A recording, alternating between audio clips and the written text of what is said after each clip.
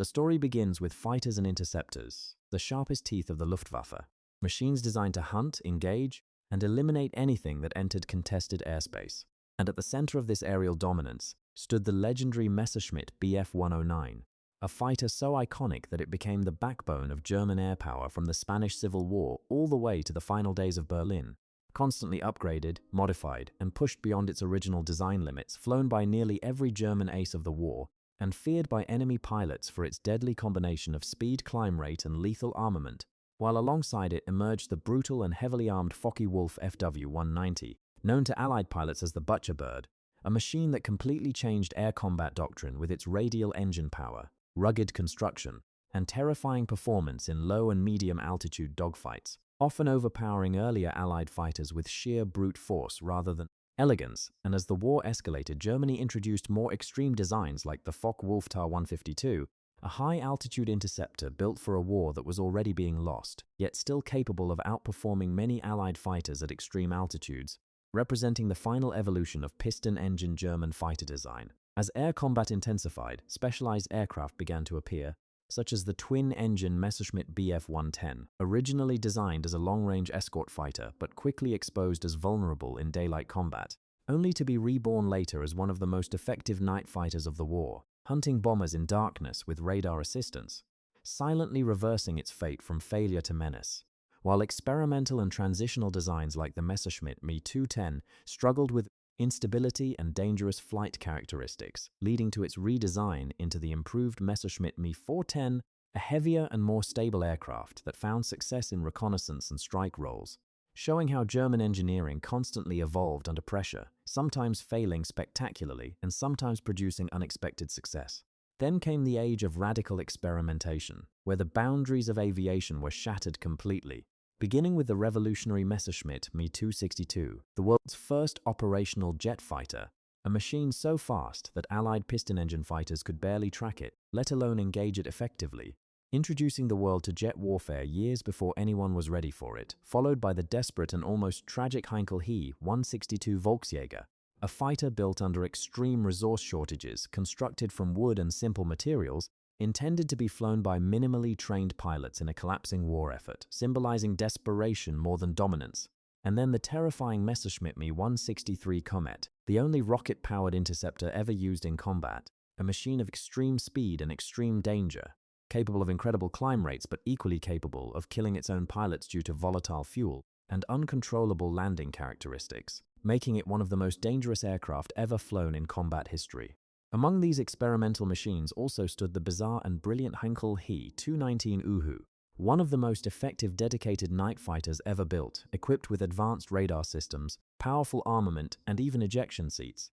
giving German pilots a technological advantage during night operations, while the extraordinary Dornier Do 355 Pfeil pushed piston engine performance to its absolute limit with its unique push-pull engine configuration, becoming the fastest piston-powered aircraft Germany ever produced, a machine so unusual that it looked like it belonged in a future war rather than World War II. As the war moved forward, attention shifted from air superiority to destruction from above, introducing bombers and attack aircraft that would carry devastation deep into enemy territory, beginning with the infamous Junkers Ju-87 Stuka, a dive bomber that became the psychological symbol of blitzkrieg warfare, its screaming siren known as the Jericho trumpet, striking fear into both soldiers and civilians before bombs even hit the ground. Though its vulnerability without air superiority later exposed its limitations, followed by the highly versatile Junkers Ju-88, one of the most adaptable aircraft of the entire war, serving as a bomber, night fighter, torpedo attacker, and reconnaissance platform,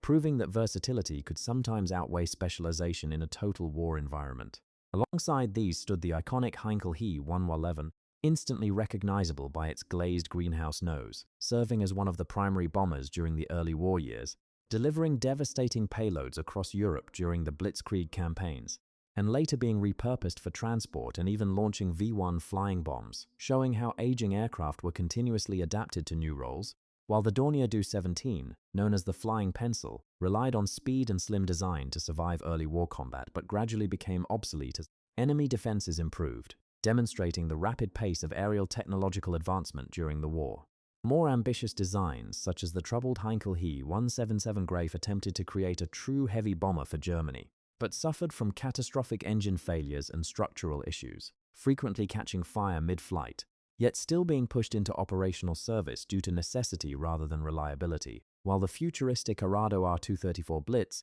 the world's first jet-powered bomber, flew so fast that interception became nearly impossible, effectively making it one of the earliest examples of high-speed strike and reconnaissance warfare.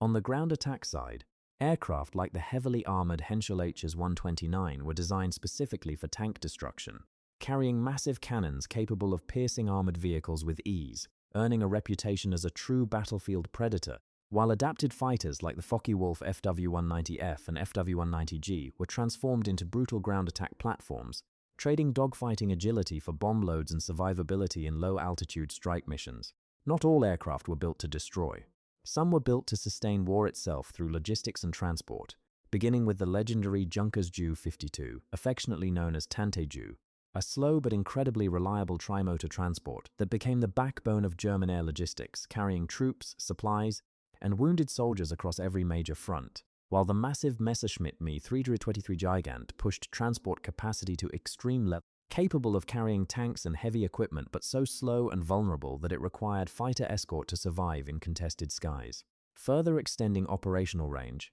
the Junkers-Ju 290 served as both a long-range transport and maritime reconnaissance aircraft, while smaller utility aircraft like the Fieseler Pfeil 156 Storch demonstrated almost miraculous short takeoff and landing capabilities, capable of landing in extremely tight spaces, making it invaluable for reconnaissance, rescue missions, and battlefield command operations where precision landing was essential. In the shadows of war, reconnaissance and maritime aircraft played a silent but critical role, with machines like the Focke-Wulf Fw 189 Uhu, known as the Flying Eye, featuring a distinctive twin-boom glass-heavy design that gave crews unmatched visibility over the battlefield, while the jet-powered reconnaissance version of the Arado Ar 234 could photograph enemy territory and escape before interception was even possible, redefining the concept of strategic reconnaissance. Over vast oceans, aircraft such as the Blom-Vos Bv 138, nicknamed the Flying Shoe, patrolled the Atlantic hunting convoys and directing submarines toward targets, while massive flying boats like the Blom-Vos Bv 222 and Dornier Do 24 handled long-range maritime transport and rescue operations,